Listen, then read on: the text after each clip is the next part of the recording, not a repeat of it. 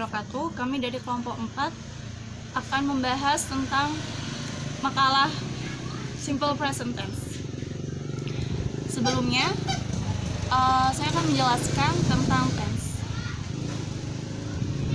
Tense adalah bentuk kata kerja dalam bahasa Inggris untuk menunjukkan waktu sekarang, present, masa depan, future, atau masa lalu, past, yang terjadinya suatu peristiwa yang terjadi secara berulang-ulang.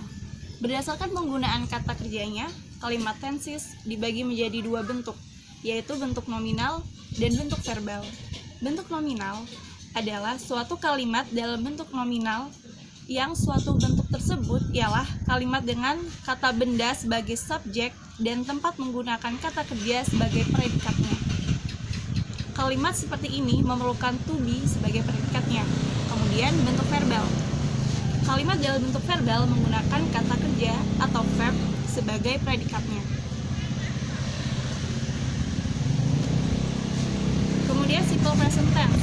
Simple present tense adalah tenses yang digunakan ketika suatu kejadian sedang berlangsung saat ini atau kejadian umum yang berlangsung berulang-ulang. Rumusnya, verbal atau kata kerja.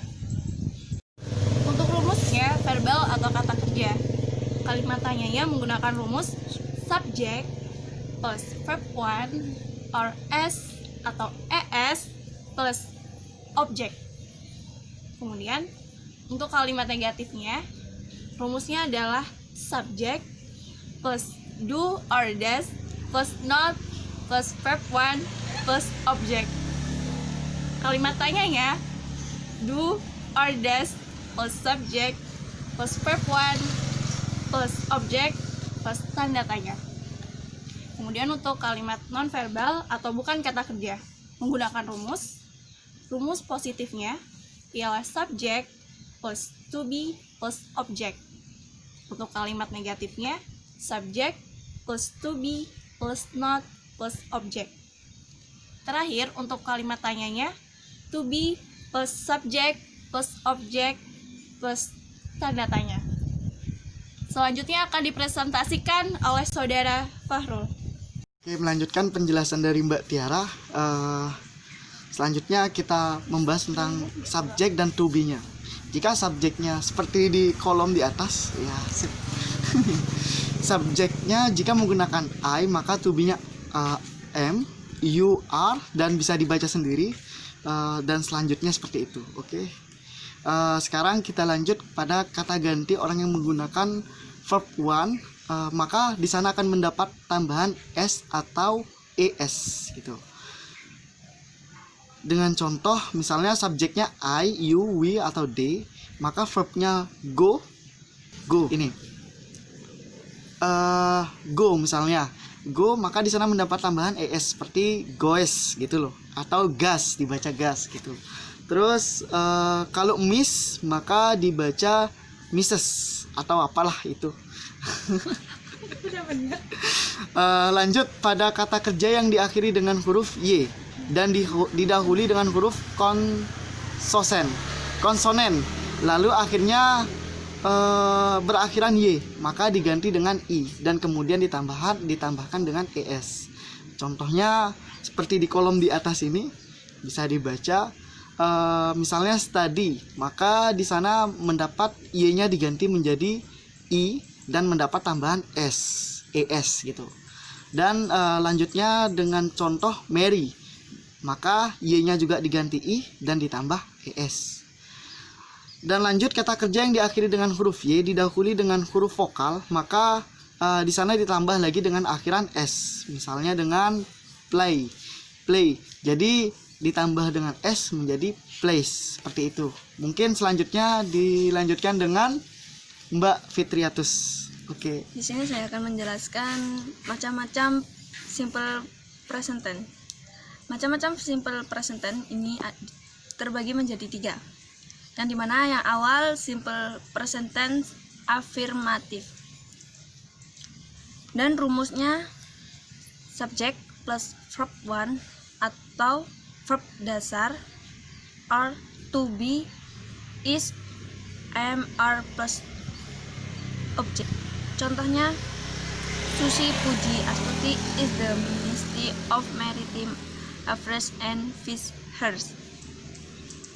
Contoh yang kedua, she reads Harry Potter book every day. Dan contoh yang ketiga, they watch new movies every Sunday. Dan simple present tense yang kedua, itu ada simple present tense negatif. Biasanya simple present tense negatif itu menggunakan tambahan don't atau does not. Sebelumnya kata kerja to be dan modal. Rumusnya subject don't atau does not plus verb one plus object.